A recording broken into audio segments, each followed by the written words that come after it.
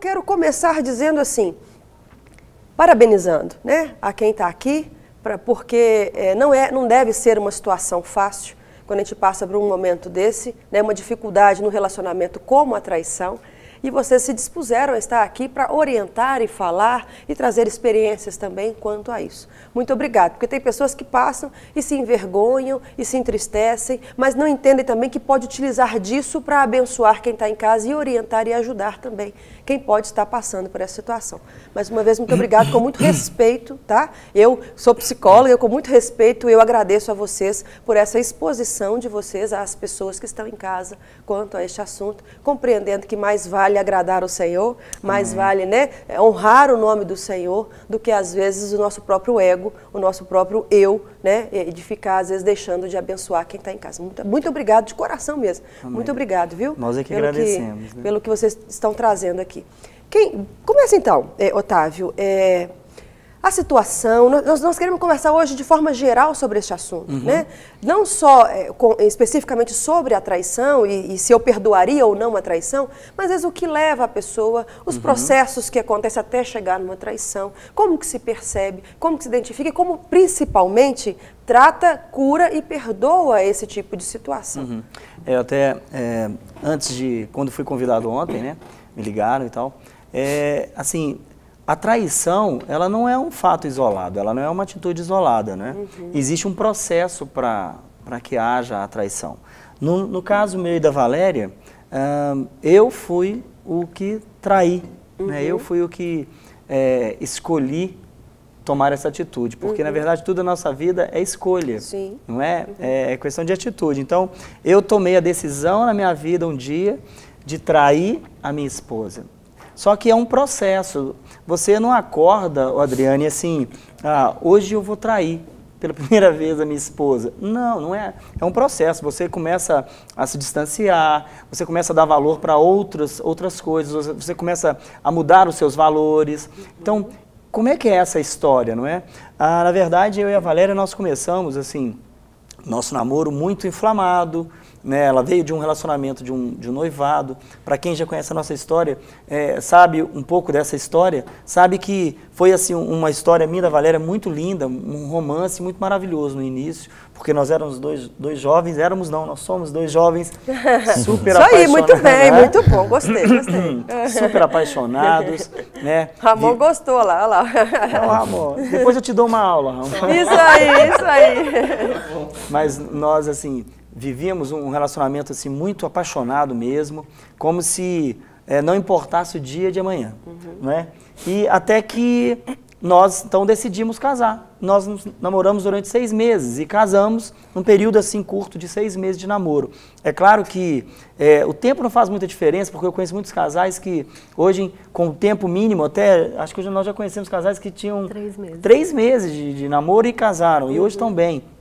Então o tempo não faz muita diferença. Na verdade, o que vai fazer diferença é o envolvimento e o compromisso que um tem para com o outro. Certo. Não é verdade? Porque hoje nós vemos assim, muitas pessoas envolvidas, não é? Ontem, até conversando com um pastor amigo meu, ele contou uma história e eu gostei, falei assim, eu vou aplicar isso nas nossas ministrações, porque eu e a Valéria, nós somos convidados para estar em igreja, ministrando para casais, para famílias, e eu achei muito interessante essas duas palavras, envolvimento e compromisso. Hoje muitas pessoas se envolvem com outras, envolvem com ministério, envolvem com música, mas não tem compromisso. Né? E compromisso nos leva ao quê? A entender aliança. Compromisso é aliança. Então, eu e a Valéria, nós nos envolvemos e nos compromissamos, tivemos um compromisso durante Na verdade, Adriane, nosso casamento, ele foi um casamento muito turbulento, né? Durante 7 anos. Vivíamos apaixonados, mas com muitos problemas, muita coisa para ser resolvida. Por isso que eu falei que traição não é um fato isolado, é um processo, é um caminho que é percorrido. Só para pontuar, hoje vocês têm quanto tempo de casado? Nós já fizemos, esse ano nós vamos fazer 27 anos de casado. 27 anos. Só para quem está em casa e está pegando a história agora, né? Acabou de ligar a televisão, o tema de hoje é se você perdoaria uma traição, né? E o Otávio está compartilhando aqui que essa traição é um processo, né? Que aconteceu na vida deles e que, logicamente, se estarem casados até hoje, a Valéria houve esse perdão da parte dela. É isso, essa traição gerou uma separação mesmo e foi para judicial, né? Nós separamos judicialmente. Graças a Deus, a Valéria hoje, no caso eu estou aqui, porque eu fui o motivo da separação, não é? Eu fui o traidor. Talvez a Valéria até, ela poderia até falar mais do que eu, porque ela sofreu a traição. Ela sofreu essa decepção que você falou bem aí no início, essa frustração, não é? E quem sabe ela vai me ajudar. Achei aqui. que ele não ia deixar falar nunca mais. Não, e aí depois fala que mulher que fala muito, não, né? Detalhe. Não, despista, tá, Valéria? Vamos embora. Deixa. Eu achei interessante essa colocação de envolvimento e compromisso, que eu não tinha ouvido, você não comentou nada comigo. E realmente ele tinha um envolvimento com os amigos da rua e um compromisso de boteco praticamente todos os dias. Então, onde que estava o nosso envolvimento e o nosso compromisso? Então, isso foi se perdendo. Entendi. E eu não vou falar pelos outros, eu vou falar por mim. Essa história de boteco, de compromisso com outras pessoas fora do casamento, isso leva à traição mesmo. Eu não vejo dúvida nenhuma nisso, até porque foi o que aconteceu com a gente. Né? Então, a partir do momento que a gente casou e que você começa a andar junto, tem uma grande chance de dar certo. Né? Agora, depois então da nossa separação, da nossa reconciliação, então nós tivemos um novo envolvimento, eu e ele, um novo compromisso, eu e ele, mas a pessoa fundamental que deveria ter entrado desde o primeiro dia, que era o Senhor Jesus. Amém. Né? A Bíblia é muito sábia, o Senhor é muito sábio quando Ele nos ensina que o princípio da sabedoria é o temor a Deus. Né? Eu estava comentando com uma pessoa agora de manhã essa questão de, ela falou assim, mas dá mesmo para perdoar? Dá para perdoar. Ah, mas você não fica sofrendo, não lembra? Tá? Não, olha, eu não tive amnésia, eu lembro de tudo. Boa colocação, né? É verdade. Então, eu perdoei porque não é uma coisa que me dói mais. Né? Eu lembro, a gente usa isso, como você mesma disse, para que outras pessoas saibam que tem chance, tem possibilidade, né? O Senhor nos dá o perdão. É verdade. Né? Eu sozinha não conseguiria de jeito nenhum, até porque era uma coisa que eu já tinha no meu coração, Adriane. Eu não concordava com sair. Esse negócio de ir para o boteco, chegar de madrugada não dá certo. Só que vai passando, a gente tem filho, né? Você tem um compromisso com o Senhor, né? Um dia eu jurei no altar para Deus que era até que a morte nos separasse. E aí? Quando a gente estava separado, eu falava com o Senhor. Eu falei, Senhor, e aí? Era até que a morte nos separasse, como é que eu vou ficar agora? Então, eu tinha já um temor ao Senhor, sabe? E aí envolve filhos. Então, eu penso assim, tem amor, porque eu sempre amei, né? Tem filhos e tem temor ao Senhor. Falei, Deus, e agora é com o Senhor, dá para ir? Ótimo. Segura um pouquinho, porque eu quero saber um pouco mais, inclusive, desse envolvimento, né? Da repercussão disso na vida dos filhos também. Nós temos uma participação ao vivo que quer entrar no bate-papo. Olá, bom dia. Alô? Alô? Bom dia, com quem eu falo? A Ana. Oi, Ana. Seja bem-vinda ao bate-papo. Muito obrigada. Você quer fazer um comentário, uma participação? Você quer perguntar para alguém ou quer dar sua sugestão? Eu quero fazer um comentário, fazer uma pergunta. Pois não? Porque eu estou escutando aí o seu programa. Certo. Sobre perdoar a traição. Isto. Meu marido ficou gostando de uma mulher aqui, minha vizinha e tudo. Então eu fui traída por eles. Certo. Já está fazendo 25 anos. Mas como eu agora estou frequentando a igreja Batista Porta de Sião, certo. E há muito tempo atrás eu já tinha perdoei a minha rival, não tenho raiva dela mais, está perdoada, perdoei o meu marido, ele saiu de casa, está fazendo 4 anos que eu saiu de casa. Agora ele está passando a vir aqui em casa, almoça, conversa, mas está um pouco assim, meio sem graça. Certo. Então, eles estão perdoados. E eu tenho muita fé em Deus, entreguei os meus problemas para Deus, espero de Deus o melhor.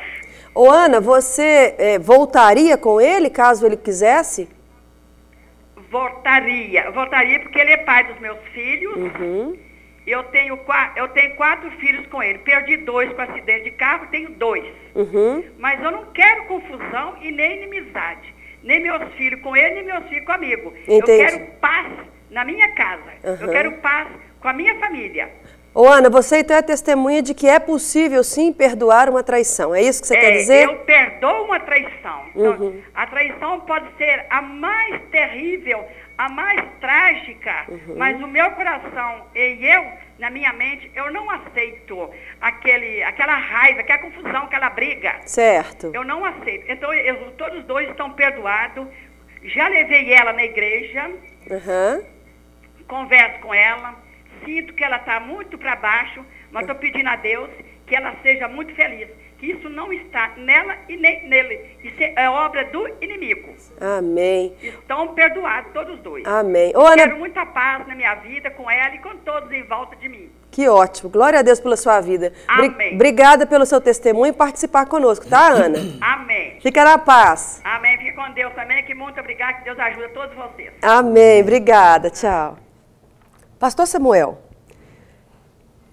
tem crescido o número de pessoas que no gabinete pastoral compartilham essa situação de traição e de pessoas que têm dificuldade de pedir, de liberar o perdão para o seu cônjuge em função dessa traição? Infelizmente tem crescido muito, né? A gente vê até o aumento do número de divórcios dentro das igrejas, né? Coisa que alguns anos atrás era uma exceção, era algo tão incomum, né? Então tem crescido muito o número de divórcios e tem crescido também casos de traição, né? E a gente percebe que principalmente para o homem, né, é mais difícil perdoar, né? Acho que talvez pela nossa cultura também machista, né? Verdade. O menino já cresce, pode ficar mais solto, né? A menina tem que ficar presa, recatada, e a gente vê que a nossa cultura estimula o homem. E o homem, quando trai, é o garanhão, né? É o poderoso. E a mulher... Você acha que ainda está assim ainda?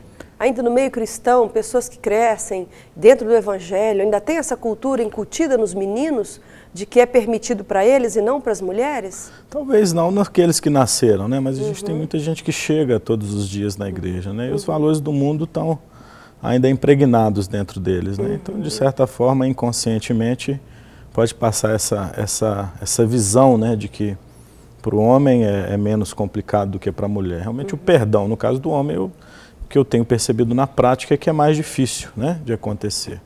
A mulher parece que, por toda essa questão cultural, tem um pouco mais de facilidade, né, mas é com muita tristeza que a gente constata isso, né, o aumento. Pastor Marcos, é também assim?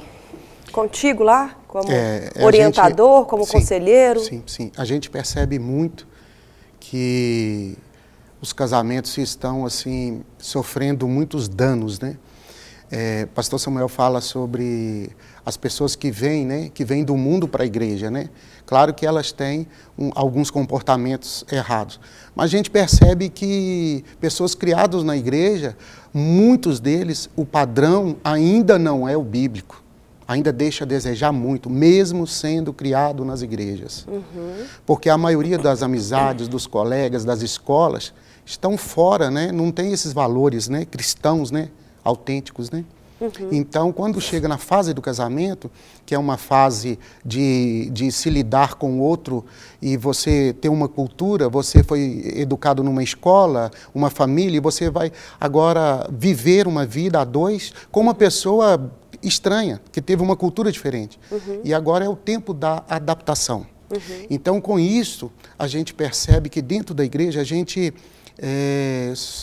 como pastor, como psicanalista, né, como a gente faz terapia cristã com os membros, a gente percebe que é uma dificuldade muita nos casais, mesmo cristãos, anos de igreja. Então, nós estamos vivendo um tempo que a gente está buscando realmente reconciliar os casais.